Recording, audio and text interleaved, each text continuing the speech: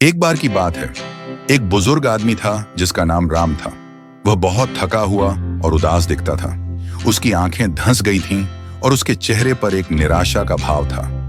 वह एक खंडहर के बीच खड़ा था, जो एक बार एक बड़ा जहाज था। चारों तरफ जंगली घास, जंग लगे लंगर और मलबा पड़ा था।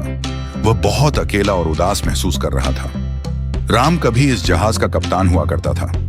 वह बहुत सफल था और उसके पास बहुत सारा पैसा था, लेकिन अब वह सब खत्म हो गया था। जहाज डूब गया था और उसके साथ उसका सारा धन भी। अब वह अकेला और बेचारा था।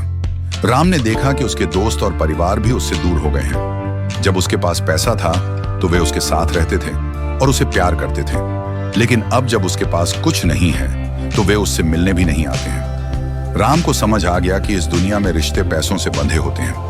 जब आपके पास पैसा होता है तो लोग आपके साथ रहते हैं, लेकिन जब आपका पैसा खत्म हो जाता है तो लोग आपको छोड़ देते हैं। राम बहुत रोया और दुखी हुआ।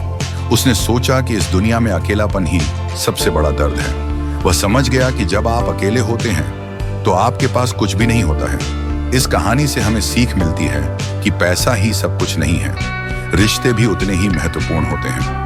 हमें अपने रिश्तों को पैसों से नहीं बांधना चाहिए।